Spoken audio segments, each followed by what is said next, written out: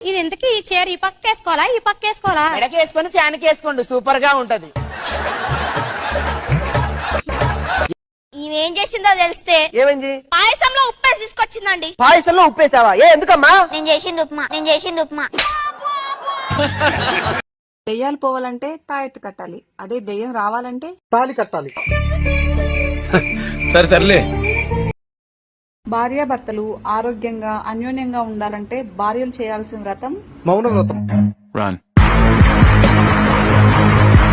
రోజు ఉదయం ఎన్నింటికి లేస్తావు నువ్వు?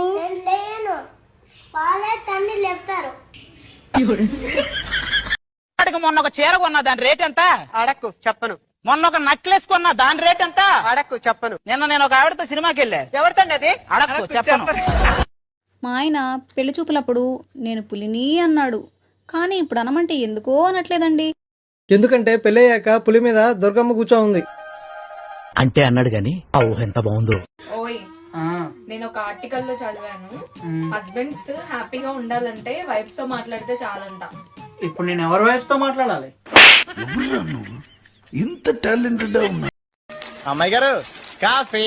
సత్తి, నువ్వు పేపర్ చదువుతావా? అబ్బాయి చదవనండి, చాలా సిరాకు. ఏ చదవడం రాదుగా. వస్తే లేచి తిను. వద్దు, నీ కూర్చొని తింటా.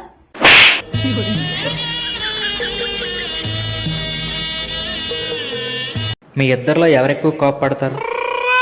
మీ ఇద్దరిలో ఎవరెక్కువ చిరాకు పడతారు? మీ ఇద్దరిలో ఎవరెక్కువ అరుస్తారు? వీటన్నిటికి గల కారణం ఎవరు? వస్తే మన కాంతమ్మ గారు కోమలకు వెళ్ళిపోయారంటే. మొన్న మన ఇంట్లో పూజ ఉంది రమ్మంటే రాలేదు గాని ఆవిడనా అలా ఆయననా కోమాకి గోవాకి బాగానే తిరుగుతున్నారు. వస్తే బుర్ర తక్కుదానా, ఆవిడికి ఒంట్లో బాగోలేక కోమలకు వెళ్ళారంట. ఒంట్లో బాగోలేనప్పుడు ఇంట్లో ఉండాలి గాని అక్కడికెక్కడికి తిరుగుతారేటండి. అయినా మన ఇంట్లో పూజకి రాలేదు, ఆవిడ గురించి నా దగ్గర చెప్పకండి.